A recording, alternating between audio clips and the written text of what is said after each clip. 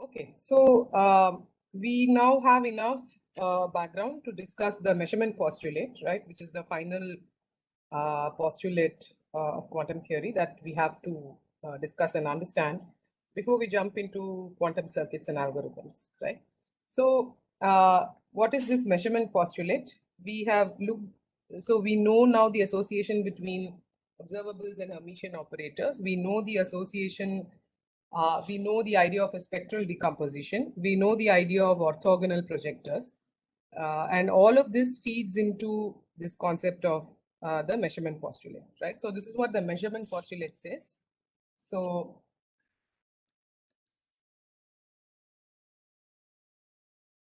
it says that,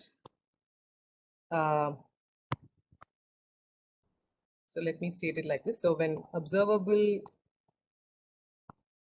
A is measured on state psi, right? So just want to note here that, of course, the reason we have a separate postulate for measurement is because the idea of measurement now is very different from what one is used to in classical physics, where we said the properties of the system that we would like to investigate typically are all functions of some form of position and momentum. Position and momentum themselves you can describe simultaneously, right? You can associate a value for position momentum simultaneously for a system. All other observables become some functions of this.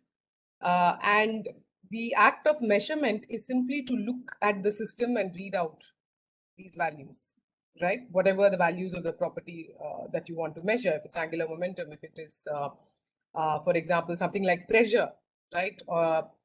Even that is a cumulative function of various intrinsic properties of all the particles in this system. If it's the pressure of a gas, right? If it's the temperature, and so on and so forth, right? So any observable, the act of measurement, there's nothing special about it in the classical case, right? You just attach an instrument which is going to read off the value of whichever property it is that you're interested in. But this is not true in the quantum case. So there are two aspects to this measurement postulate. First is that the probability, okay, so let me just first say this. So when observable A is measured on state psi, you know that the set of outcomes you can get, right? So what am I doing? I'm trying to get to the value of some physical observable A. What is the set of values that this observable can take? They are the eigenvalues of the corresponding Hermitian operator, right? So recall that the set of outcomes, just write this as part of the postulate itself.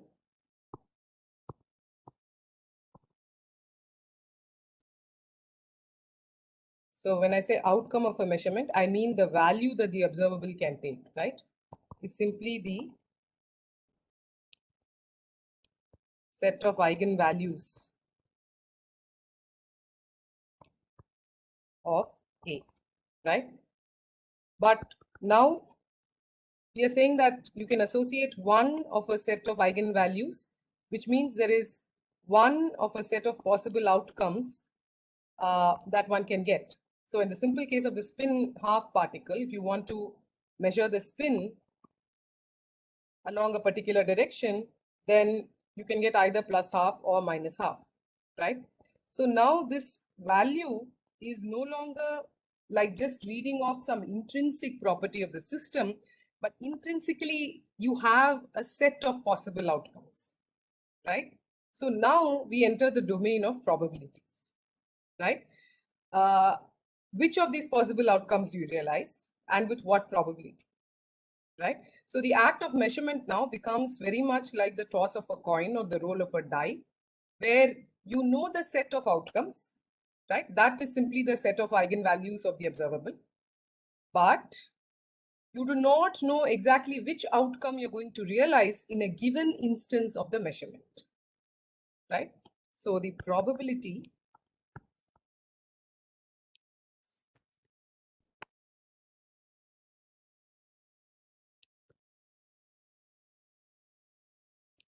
of obtaining outcome I, okay, so let me say the set of eigenvalues which I'm going to denote them as little ai, right?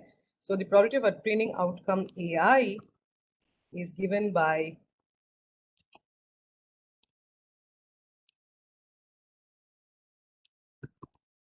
the overlap or the inner product of the state.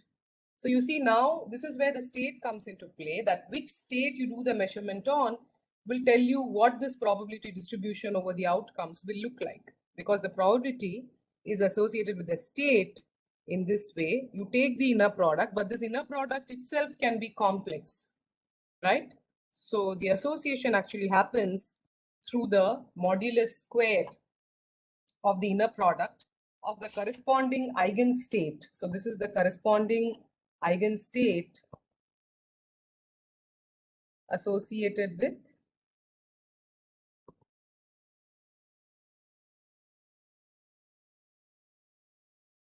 eigenvalue AI, right? So you take the inner product of the associated eigenstate with the state that you're measuring on, and the modulus squared of that gives you the probability of obtaining the outcome corresponding to that particular eigenstate. So this association of probabilities goes by the name of the Born rule. This is often called the Born rule in physics, credited to Max Born, one of the pioneers of quantum theory, right? And the second aspect of the measurement postulate, which again is something unique to quantum theory, is the fact that the act of measurement disturbs the state. So the state of the system does not remain the same once you do the measurement. It remains the same only in very, very special cases, as we will see. But in general, the state of the system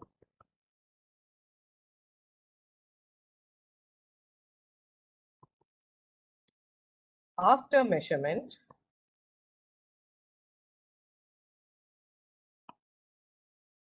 collapses to one of the eigenstates AI of A. Okay, so this is the famous collapse postulate.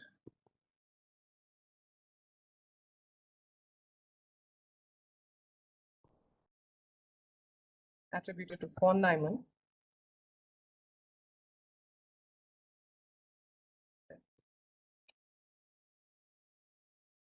Okay, so let's now discuss both these postulates using a kind of cartoon picture. Okay, so there is a simplistic way to describe the measurement. So I'm going to describe the measurement apparatus like this. So I'll put an A here and I'll put a dial here to indicate that I'm measuring observable A. Okay, so this is basically a schematic, if you will, for a quantum measurement device. So this is what a quantum measuring device will look like.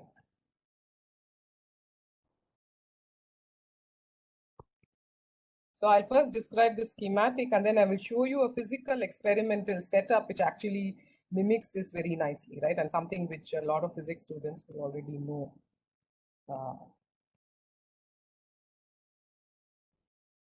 So I'm measuring observable A, and let's say this device or this apparatus, so you can think of this as an apparatus as well, okay, takes as input the state that you're probing. Okay, so I have some arbitrary quantum state. I'm not necessarily sticking to qubits now. It could be any dimensional, any quantum state. And I have this apparatus which takes the state as input, right? Now, what is the measurement postulate saying? It's saying that there are several possible outputs to this apparatus, okay? So the output could be one of several things. What are these several things? Well, you're restricted to the set of eigenstates of A, right? So the output, the state, so this, in a sense, by doing the schematic, what I'm doing is I'm trying to put the measurement also in a kind of circuit picture, except that with a gate, given an input, the output is deterministic. It is determined what the output is. If I have a Hadamard gate, and if I give a particular input, I know what the output is going to be. If I have an X gate, if I have a Z gate, so if I have any unitary operation, which is a gate, I know what the output is going to be given the input. That's a deterministic evolution. Now, although I'm drawing a schematic which would fit into a circuit picture, please note the difference that this is no longer a deterministic transformation.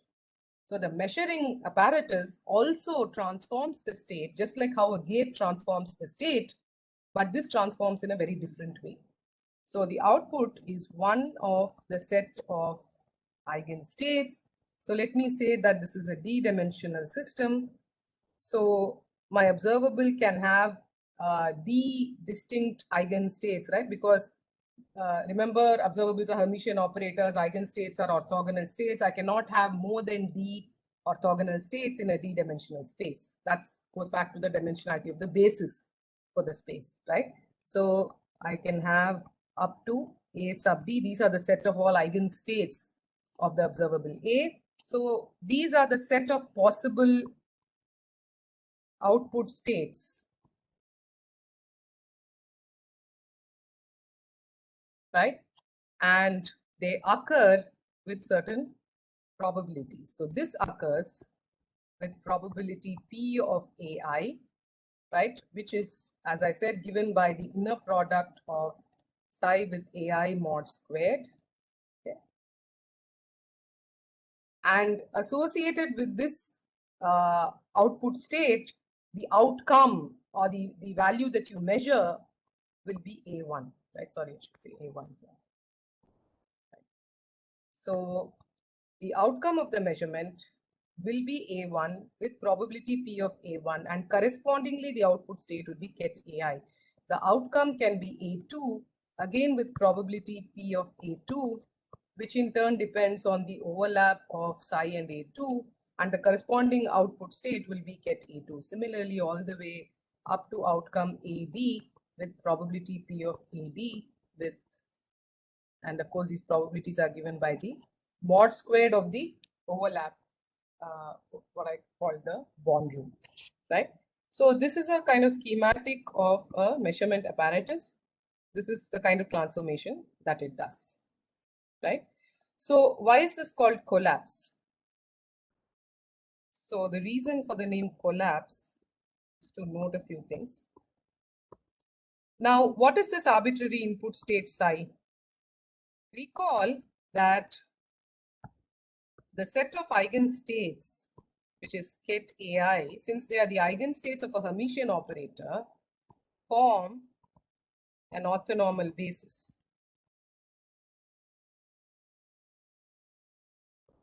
for the Hilbert space of the system, right? Let me just say the system space.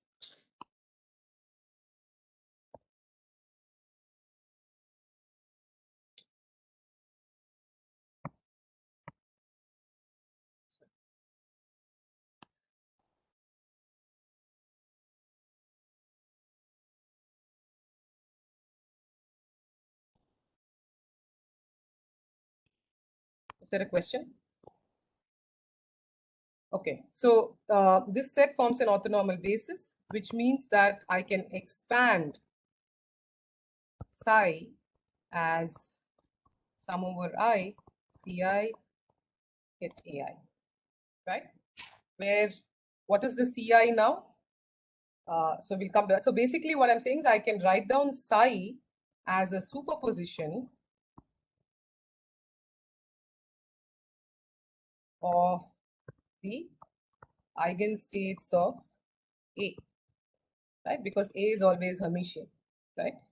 So because I can expand any state in terms of an orthonormal basis and the eigenstates form an orthonormal basis, what is input to the measurement apparatus is actually a superposition of this form. But the output, you see, is no longer a superposition. Okay. On the other hand, the output of the apparatus is no longer a superposition. This is the crucial aspect of measurement. It destroys the superposition, rather it collapses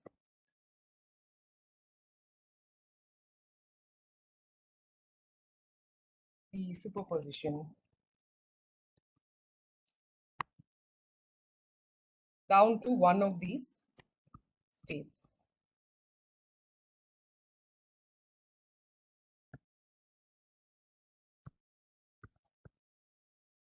one of the ket AIs, right?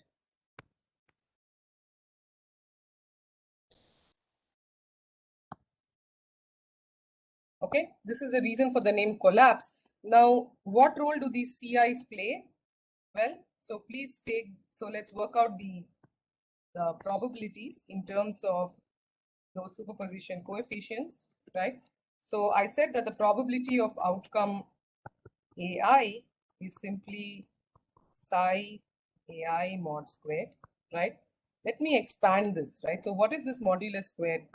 It is basically psi AI times psi AI star, the complex conjugate of this.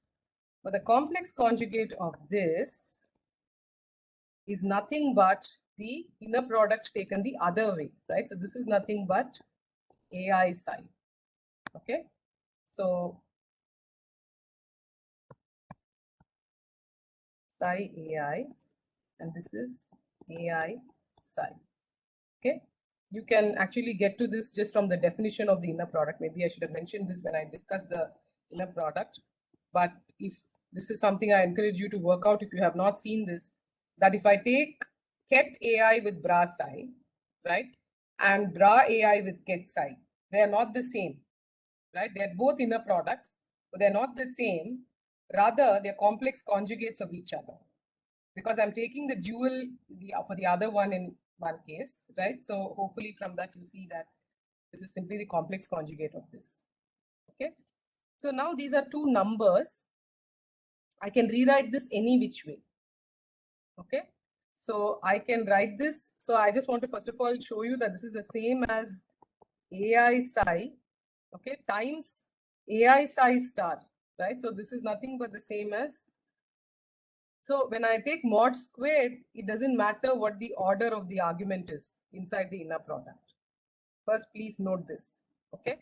Now, then, now how do I, so this is easy to compute, right? I can just read this off now because I have psi is sum over I, Ci ket AI, I going from 1 to B. So what is this inner product? Take the bra AI on the left, right? So let me put a different index for the summation. Let me put a j index for the summation. So summation j going from 1 to d, Cj ket aj. I take the inner product ket ai on the other side, in which case I have sum over j going from 1 to d, Cj ai aj. But what is ket ai ket aj? Yes, quick. Sorry? Delta ij. Delta ij indeed. So this is delta ij. Good. So then this simply becomes Ci, right? Because delta ij is 1 only when I and j are the same, right? These are orthonormal states. So then this becomes Ci, right? So this probability, which is the same as psi ai mod squared, is nothing but modulus Ci squared. So that is what these coefficients are. These coefficients are in fact what are called probability amplitudes. Okay, they are not probabilities, they are probability amplitudes. The modulus squared of this gives you the probabilities. Now, in order for this to be a valid probability distribution, I have simply said this is the probability. Okay. Now, those of you who know some probability theory will have to turn around and ask me, but does this really satisfy the properties of a probability distribution? Right? This is a distribution over this outcome set AI. I can simply say distribution over the index I, right? Because I is just the index that labels the different outcomes. So does this qualify as a valid probability distribution? So what must it satisfy for it to be a valid probability distribution?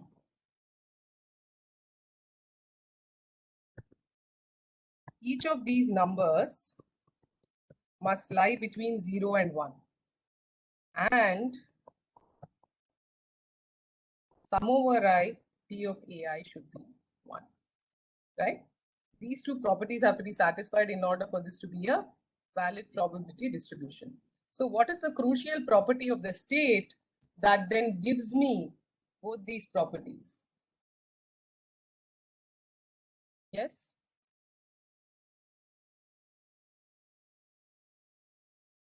what is the crucial property of the state that makes sure that this is a valid probability distribution? Normalization. Indeed, the normalization. So now note that psi. Okay, so how will I write this now? I have to take the bra of the ket. So let me use two different summation indices. Ket psi is sum over I ci ket ai, and the bra I will take the complex conjugate. So cj star aj, right? So I have to take this product now. This is nothing but sum over I and j. Cj star ci. Note that these are just numbers. The crucial vector part is this. So it becomes inner products AI, aj, ai, right? But of course, aj, ai is delta ij, which means this survives only when I is equal to j. But now I have a double sum. So the double sum becomes a single sum, right? So this becomes a sum over single index mod ci squared ai, right? But ai is 1. This is an orthonormal basis. So then I going from 1 to b mod ci squared, right? Now this is guaranteed to be 1 provided psi is normalized. Or in other words, provided psi is a unit vector. So this then goes back to postulate 1, where we said that quantum states are unit vectors in a Hilbert space. And this is the reason that we want them to be unit vectors, because when you expand them out in any orthonormal basis, these coefficients here become probability amplitudes for measurement in that basis, or measurement in the observable corresponding to that basis. And we require, by the rules of probability, that this amplitude squareds must sum to 1, right? So this is nothing but sum over I e of ai is 1. And of course, you know that these are all positive, right? So the fact that these are all positive simply comes from the fact that greater than equal to 0, right? This is a modulus squared, right? So this is indeed a positive real number, positive semi-definite real number, right? And they all sum to 1. So that takes care of both these requirements for it to be a valid probability distribution. The key aspect is that the state must be normalized. And that is why when you have any unnormalized state, you always normalize it to make it physical, because only then does the measurement statistics make sense, right? Only then does the measurement statistics make sense. Okay, any questions so far?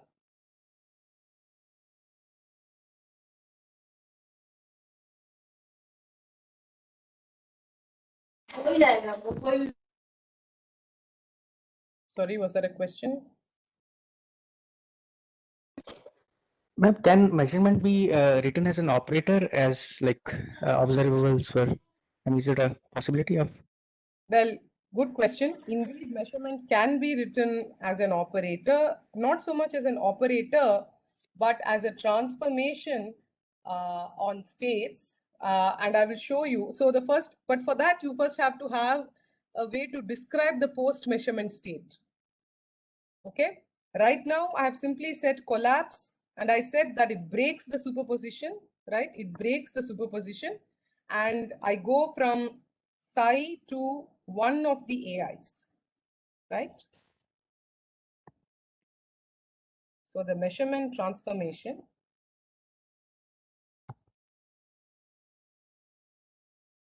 Okay, good. Since you asked me this question, let me write down something now, and we'll continue this in tomorrow's class because I won't have time to discuss this aspect fully today. I rather want to do the Stern-Gerlach setup to show you a physical example of measurement. But let me quickly mention this, right? So now note that this ket AI, right? I can associate with it a projection PI, correct? So I can take these eigenstates and I can associate a projector with every eigenstate of the observable A. And now you see where the measurement as an operator comes from, right? What are these PIs? So what have I done? I have gone from, see, if I just wrote ket AI, that's a vector. When I write ket AI, bra AI, this is an operator. So this is a projection operator. So what I'm saying in some sense is, suppose I think of this input itself as a projector, which means I think of the input like this, not as a state, but as an operator. And I'm allowed to do this because I can associate a particular projector with the input state. This is unique, right? This is the projector associated with the input state.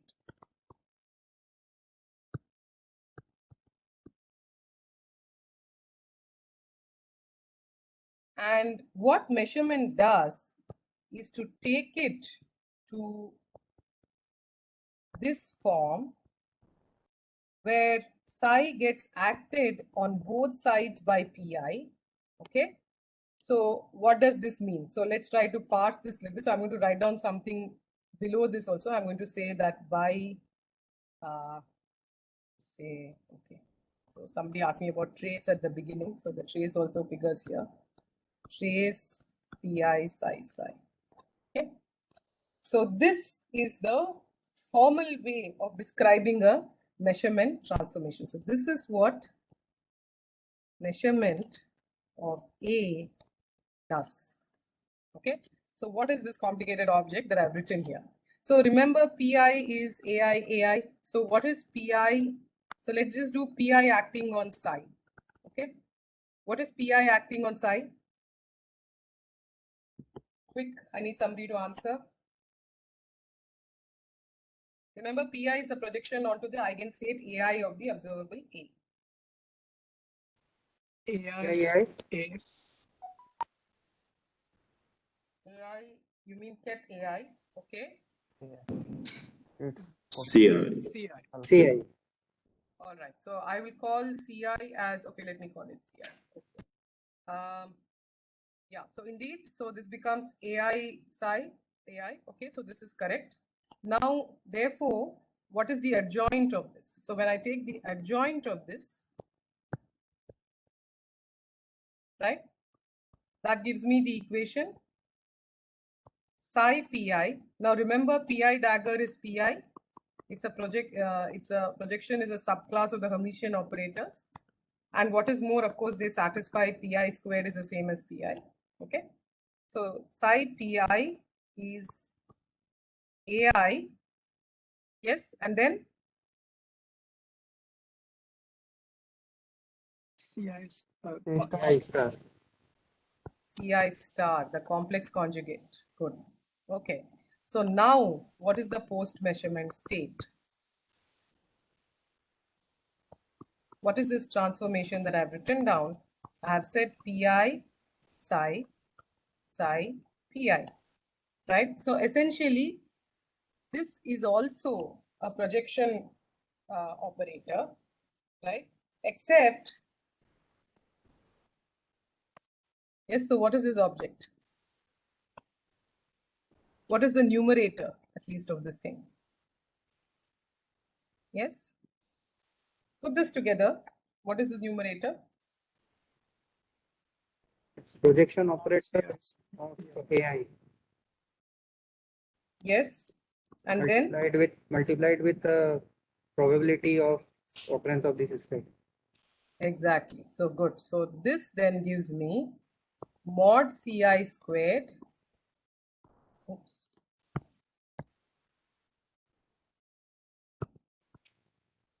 AI. Okay. Now you see this by itself is not a projector. Why is this not a projector?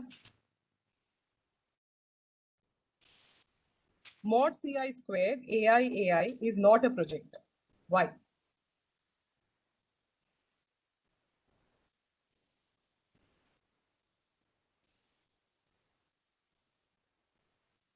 What is the difference between this and Pi?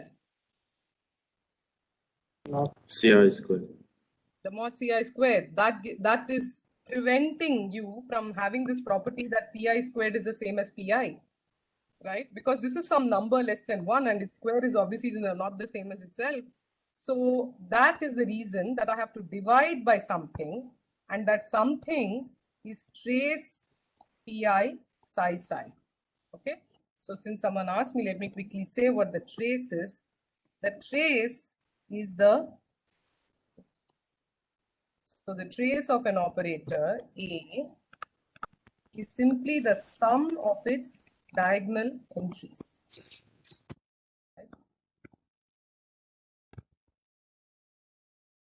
Now, since these are Hermitian operators and they're diagonalizable, the sum of the diagonal entries simply becomes sum of the eigenvalues for diagonalizable operators. Okay. Now, what you will all show in the assignment is when I have something like this, right, which is trace of some operator. It doesn't matter that this is a projector or whatever it is. So let me just put some m here, okay, where m is some operator, any matrix, multiplied by a projection of this form onto some particular state psi, then this is the same as the inner product of the action of m psi on psi. Okay, so this is what you will show the assignment.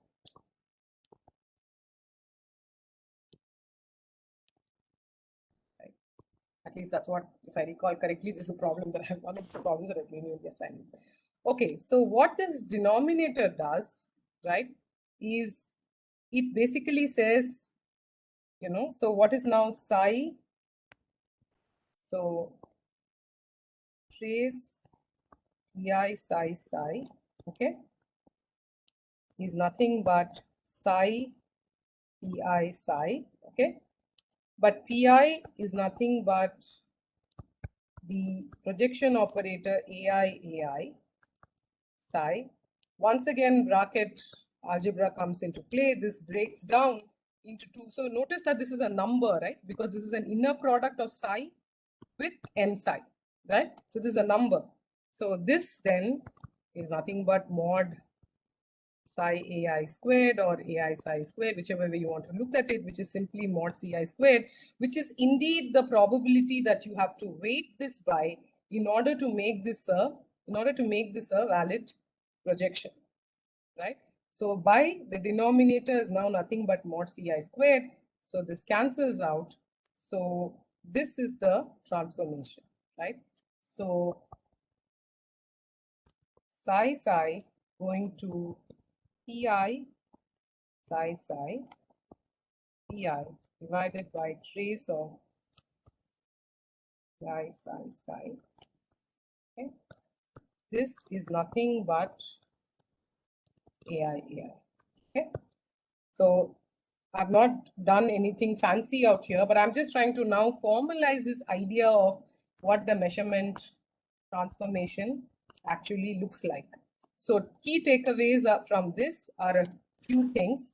First is that the measurement transformation for A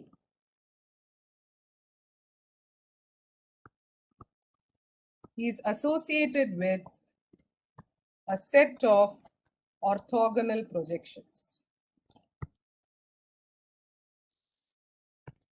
onto the corresponding eigenstates. Of course, these occur with some probabilities and so on. And these probabilities,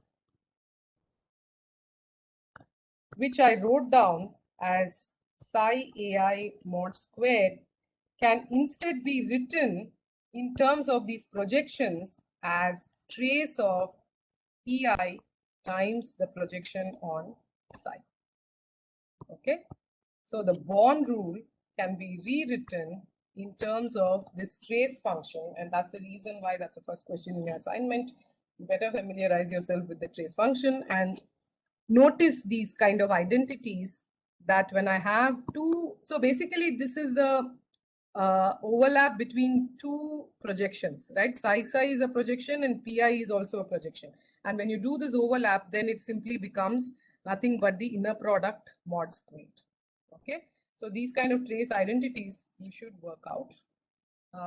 And of course, notice that this set of orthogonal projections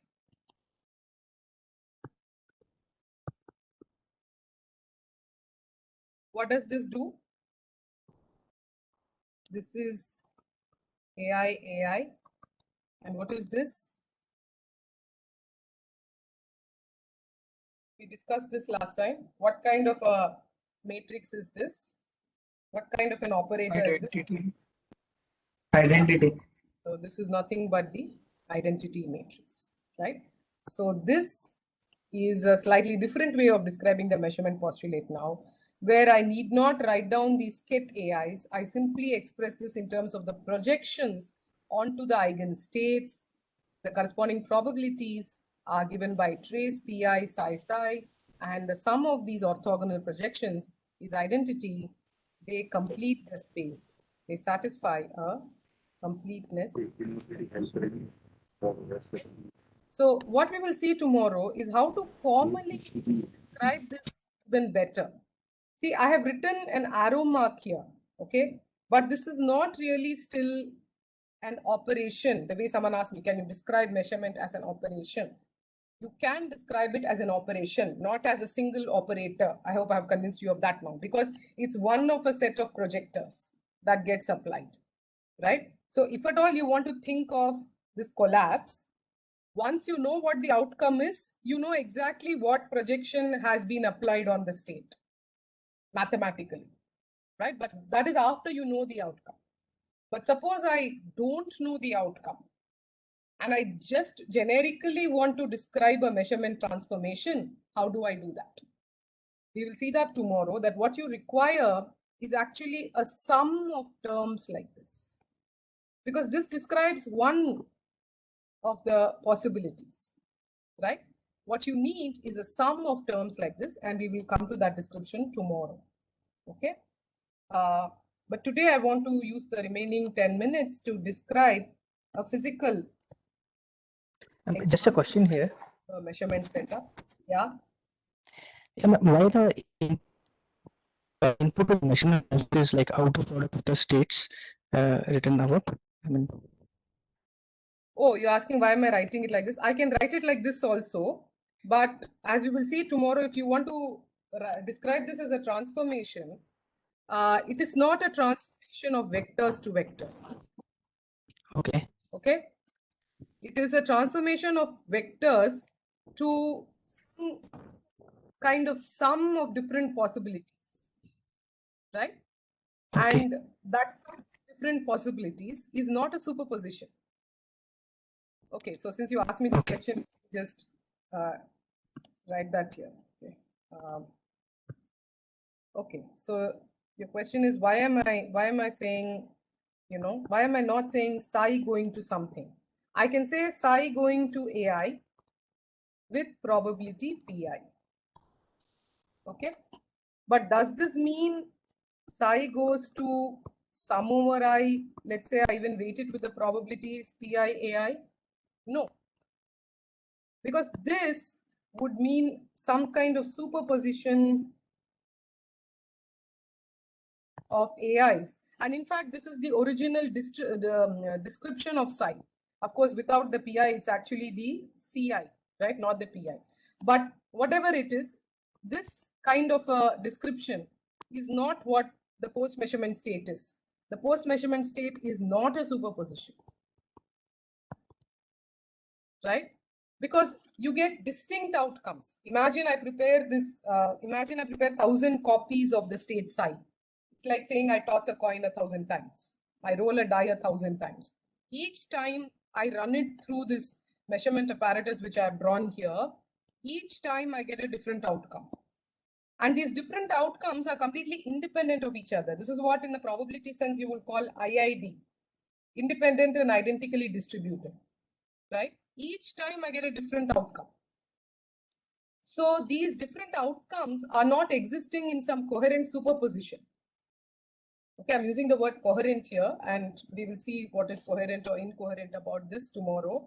But the point is that this is not a transformation from vectors to vectors, and I cannot describe it like that. Okay, is that idea clear? Yes, ma'am. Yeah, it's some probabilistic combination of objects, and we will see how to mathematically describe this tomorrow. Right? Let me just note here that the measurement transformation is not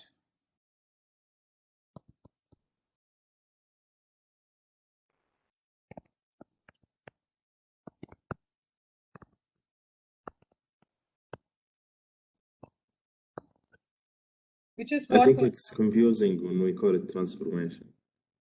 so unlike gates. Sorry, yeah, what was the question? No, I just said that I think it's confusing when we say measurement transformation. If it's just measurement, that makes more sense. Yeah, the reason I use the word measurement transformation is to indicate the kind of okay, let me say okay, measurement does not. Okay, fine. I can just say measurement does not. Fine. All right. Yeah. The reason I use the word transformation is to say that it is a mathematically well-defined object, right? It's not just a heuristic. It's not just a physical heuristic, this idea of measurement. Although in typical courses, we just think of it as a collapse and we move on, right? We don't bother to understand what this transformation really is. So that's why I use the word transformation. But anyway, so tomorrow I will be calling it a measurement operation or something, right? Because it is a mathematical object, right? Which is distinct from gates, right? Yeah, so I'll take more questions on this once I describe this physical example, okay? So physical example of a measurement apparatus. So is this really just a figment of our imagination, or are there really physical objects which do this kind of a thing? Which kind of a thing? That I have some apparatus A here, right? I have some input state, and it collapses me to one of a set of possible outputs, right? With some associated probabilities, right? So yes, indeed, this is physically very real, right? This is not something that we have just constructed out of our head. So the first and perhaps most concrete, startling example of this is the so-called Stern-Gerlach setup. Okay, so that's the example that I want to describe briefly. Some of you may already be familiar with this from your physics courses, but I'm not sure if you have viewed this as a measurement apparatus. Okay, so this is, those of you who do not know about this, I refer you to section 151 in Nielsen and Schwab, okay, which has a nice succinct description of this for those of you who do not necessarily come from a physics background, right? I think this is a good introduction to the Stern-Gerlach setup, but maybe many of you have already seen this in high school, right? I don't know, in class 12, maybe you've seen some aspect of this. So what is a Stern-Gerlach setup? So very quickly, I'm not going to go into the details of this. So very quickly, the idea is that you have some inhomogeneous magnetic field, right? So let me call this my physical Z direction, okay? And this is an inhomogeneous or a non-uniform magnetic field, right? And you pass a beam of particles through this inhomogeneous magnetic field. Does anybody recall what the original experiment by Stern and Gerlach did? What was the beam that was sent through? Silver atom. Sorry? Silver atom. Silver. So it was a beam of silver atoms, right, which was passed through an inhomogeneous magnetic field. I am fixing this as my spatial Z direction. Then let me say that this is the Y direction. Okay. So the beam of silver atoms is traveling along the Y direction. Okay. And then there is a screen on which I observe these silver atoms finally, right? So what is expected to happen? Okay, so why silver? So let me quickly quiz all you MSc, EP, BD guys. Tell me quickly, why silver? The net angular momentum is 0. Okay, so with silver, the net orbital angular momentum, be careful which angular momentum, okay? The net orbital angular momentum is 0, right? But it has one unpaired electron finally. Yes? So this you know from basic high school chemistry, right? That you start filling out these orbitals and then you have one unpaired electron finally, right? So what this experiment really did is it probed the spin angular momentum of this one unpaired electron, right? And the electron being a spin half particle, this then actually was the first direct evidence of spin quantization. Although back in the day it was not viewed as such, it took a few years after the experiment for it to be really viewed as a spin quantization experiment.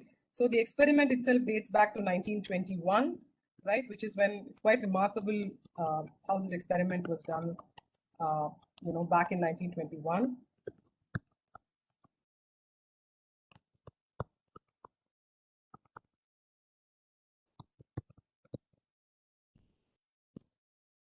So let me just say to realize a spin measurement apparatus.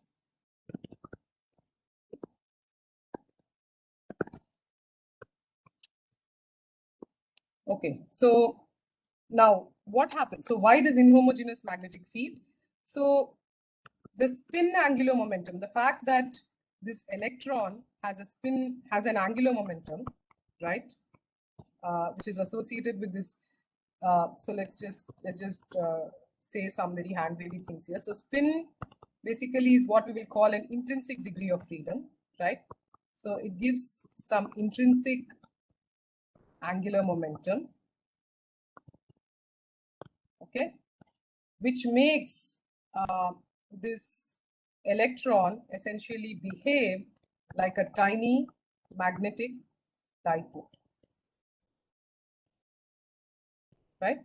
Because when I have a charge with some intrinsic angular momentum, then it behaves like a magnetic dipole, right? And when a magnetic dipole, so these are just facts I'm now recalling from electromagnetism. So when a magnetic dipole passes through a non-uniform magnetic field, what happens? Yes, what is expected to happen when I have a tiny magnetic dipole which passes through an inhomogeneous magnetic field?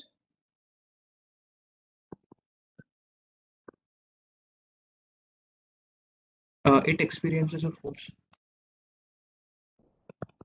Yeah, actually it experiences a, let's say it experiences a force. So in this case, I'm just going to say that so let's say it experiences a force and it deflects, right? And it gets deflected. So this is the point. So if this incoming beam of particles, right, has some intrinsic magnetic moment, right? So the reason they have a magnetic moment is something which is beyond the scope of us right now. We will say that this comes from some intrinsic degree of freedom called spin, which is a kind of angular momentum. And since these are charged particles and they have some angular momentum, they behave like tiny magnetic dipoles. The key point is when they pass through this inhomogeneous magnetic field, they can get deflected, right? And they can get deflected. The extent of this deflection, right? So the extent of the force, so the magnitude of the force, which in turn is related to the magnitude of the deflection, is proportional to the angle made by this magnetic dipole moment, let me call this M, right, with the direction of the magnetic field.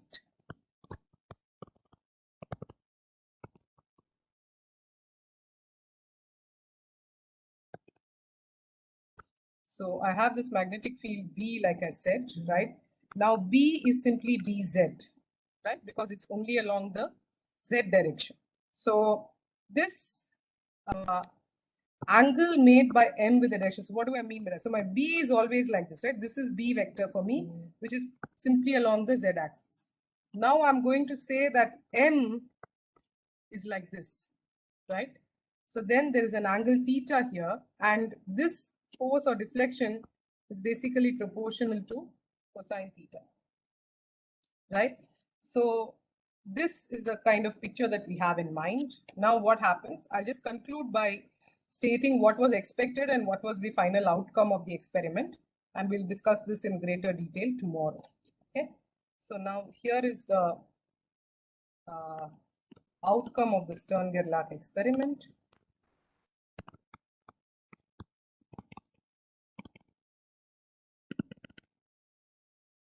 So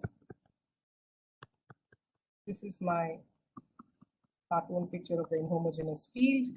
This is the screen, and this is some incoming beam of particles. I might as well just call it a beam of electrons, right? Because this is what they ultimately ended up probing, right? Now, if the M vector, which is the magnetic moment of all these electrons, right? If this is uniformly distributed, right? Or at least if it can take any value, right? Let me not say uniformly, but let me say continuously distributed. Okay, if it is continuously distributed, then what do I expect? I expect that this deflection, there's going to be some uniform deflection about the center, right? So expect to see a single patch like this, right? But the actual outcome of the Stern-Gerlach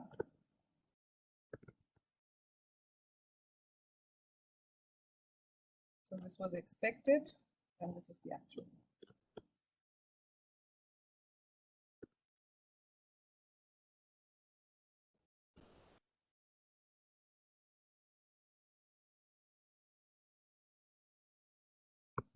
Actually looked like this, where there were two distinct patches on the screen. Okay. So let me stop here, and we'll explain these two distinct patches next time around. This is center. Okay. Questions?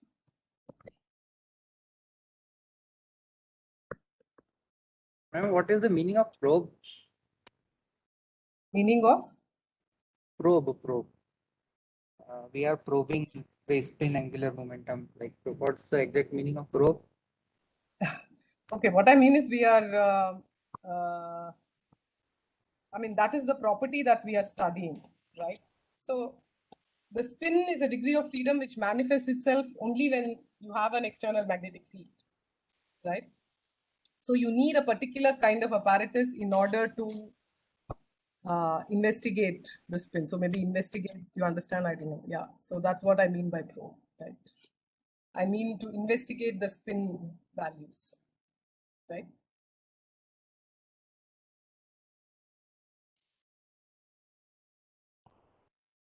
Other questions?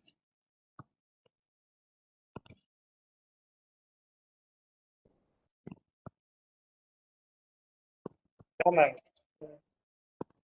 Hello, Yeah.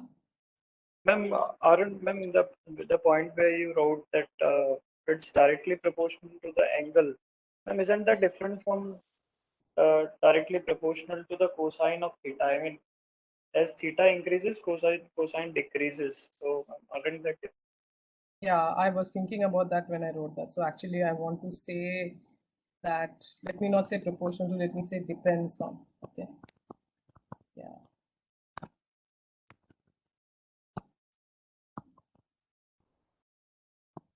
And actually, it's, I think, inversely proportional to the cosine theta. So maybe it's proportional to sine theta. I'll get the exact expression tomorrow. Yeah, whether it depends on sine theta or cosine theta and in which way.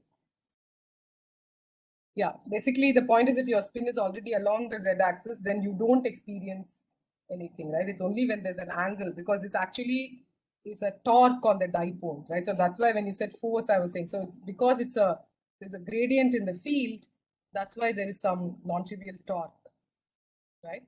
And the deflection actually happens because of the torque, right? So yeah, the farther away you are from the z-axis, the larger is the thing that you will have.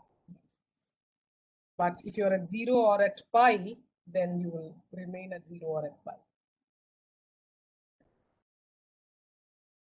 Ma'am, I have put a question on the chat box. Sorry? Yeah, what is the question?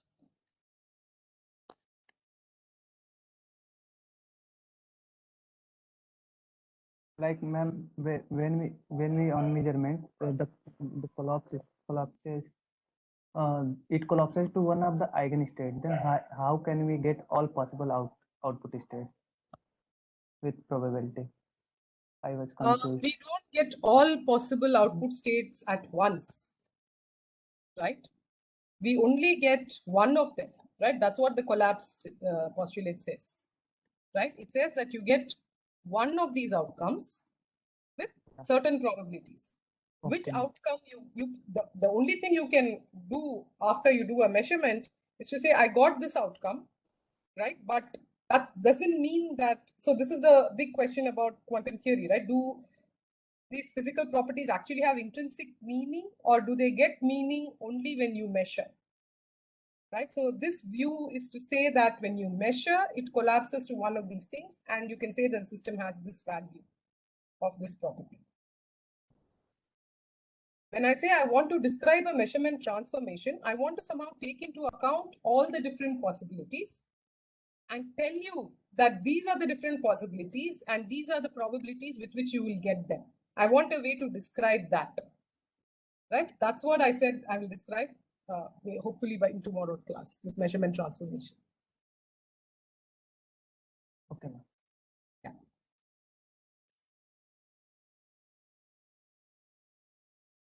Okay, so there are no further questions. I'll see you all tomorrow morning at 9.